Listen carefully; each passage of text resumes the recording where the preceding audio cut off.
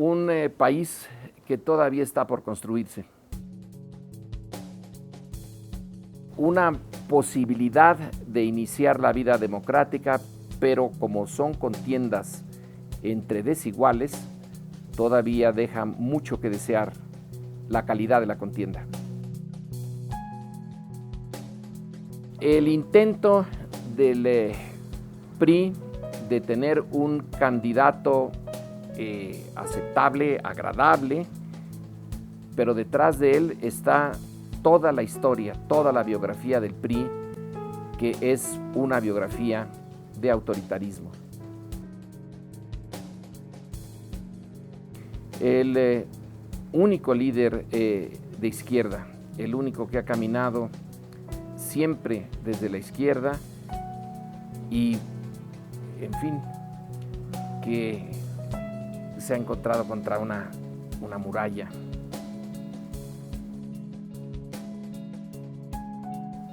Pues bastante irrelevante. Un actor inesperado, bienvenido, que puede tener unas posibilidades realmente atractivas en el proceso político, pero va a depender de que no se desanime y que no pierda la energía. La Secretaría, diría yo, de Educación Política y Sentimental de México. El año en que fracasó el proyecto de Gómez Morín, en que no estuvieron a la altura los panistas de la responsabilidad que buscaron, y la buscaron con las uñas. El 2006 queda como un punto de interrogación. ¿Ganaron?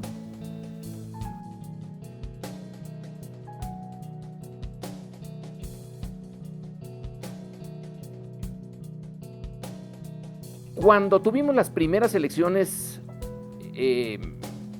modernas, para llamarlas de esa manera, fue en el inicio del siglo XIX, cuando la Constitución de Cádiz, producto a su vez de una gran crisis en Europa y en España, pues creó la ciudadanía. Por primera vez los habitantes de lo que hoy es México eran ciudadanos y iban a votar. Y la verdad es que fue un experimento muy breve, no duró mucho, pero interesante. Sí se votó en libertad y resulta que ganó la oposición.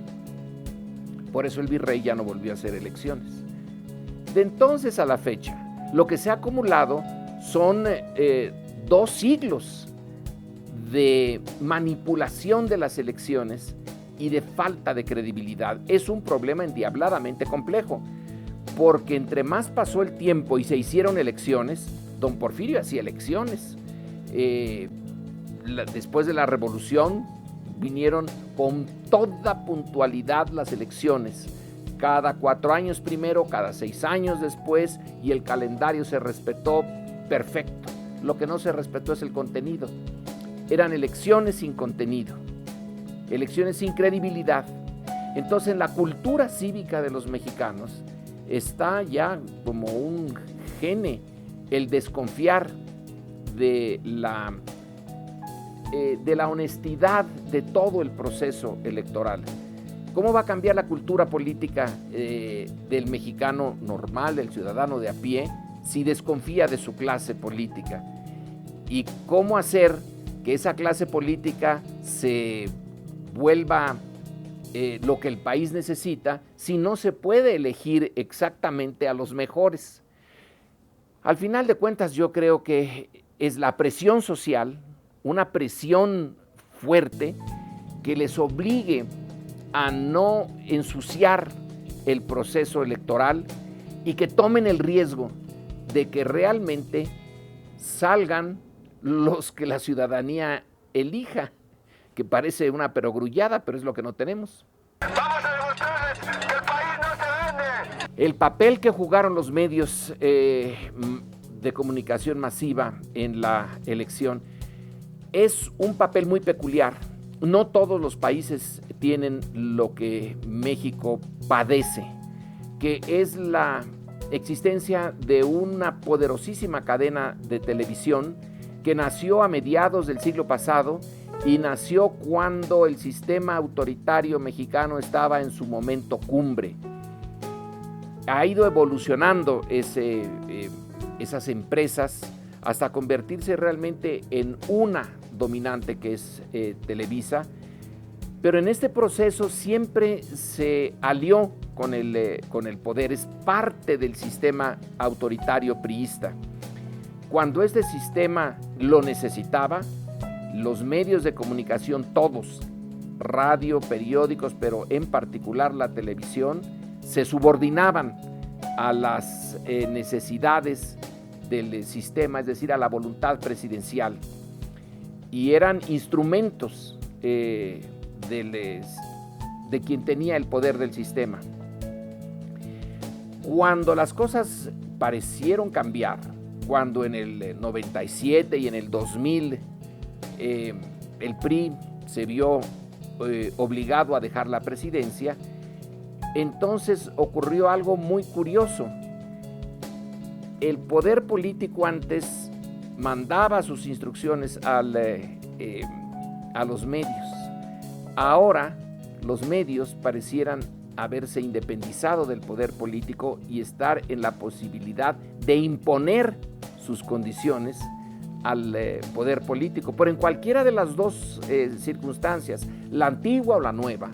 El punto es que no hay una pluralidad de medios que lleve a lo que la democracia idealmente necesita: información diversa, relativamente objetiva, para que el ciudadano común y corriente tome su decisión con información. En el México de hoy, de principios del siglo XXI, depende de las estadísticas que se tomen, y yo veo una encuesta que mandó a hacer un grupo de académicos, y uno de los resultados de la encuesta es que el 80% de los encuestados dijeron tomar su información política de la televisión. Es una concentración enorme. Los otros medios, radio y prensa, palidecen. Entonces hay una sola gran fuente de información, y esa gran fuente está dominada por una gran empresa que tiene intereses políticos para mantener su posición dominante, que le reditúa muy bien económicamente. Así que el papel de los medios es, en México, el que no deberían jugar. No debería de tenerse esta condición de dominio tan excesivo de una televisión que tiene su propia agenda política. ¿Cómo limitar el poder, no de todos los medios, sino de uno de los medios, que es el dominante en la formulación de ideas políticas que son tomadas y absorbidas por el grueso de los ciudadanos?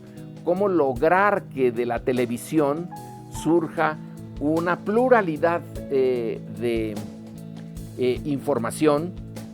No hay información objetiva, la objetividad, pero se debe de intentar, Entonces, a falta de objetividad, pluralidad. Bueno, teniendo competencia, teniendo no una empresa dominante, sino 3, 4 o 5 que estén en condiciones más o menos similares y que el ciudadano pueda elegir. Incluso, en fin, si los prejuicios del ciudadano lo llevan por la derecha, bueno, ya elegirá su canal de derecha para reforzarse.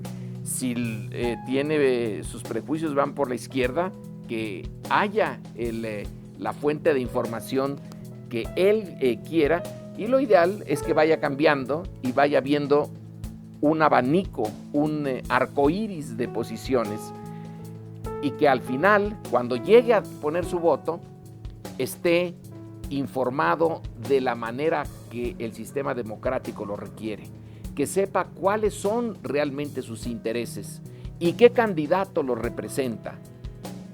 Pero eso estamos ahora muy lejos de tenerlo. ¿Por qué en México hay esta concentración de medios? Bueno, en el caso de la prensa, me parece que ya tenemos ahí una prensa bastante interesante y plural. Lo que sucede es que no la consulta el ciudadano normal. Las encuestas nos dicen que la prensa como fuente de información política es para una minoría de alrededor del 10% de los ciudadanos. La radio tiene un poquito más, pero no mucho. Pongamos, las cifras se me van en este momento, pongamos el 15% de los ciudadanos dicen, de ahí tomo yo mi información. En la radio sí hay una mayor pluralidad. Es en la televisión donde está ausente este fenómeno, este factor. Ahora, ¿por qué? Por razones históricas. Porque la formación de la gran empresa televisora coincidió con el momento cumbre del autoritarismo y se influyeron mutuamente. Sistema autoritario influyó a la televisión y la televisión al sistema autoritario. Soy Lorenzo Meyer, profesor del Colegio de México, y mi área de trabajo es la historia política mexicana. Somos parte de una sociedad que a lo largo de su historia ha peleado batallas incansables para establecer leyes e instituciones que respondan a la problemática del país. Conscientes de que la lucha que hoy llevamos se ha peleado en otras ocasiones, valoramos el camino andado y lo hacemos nuestro también. Somos hijos de una historia convulsa, herederos de una larga batalla por hacer de este país un lugar más libre y más justo. Es esta responsabilidad histórica la que nos obliga a criticar profundamente el sistema político actual.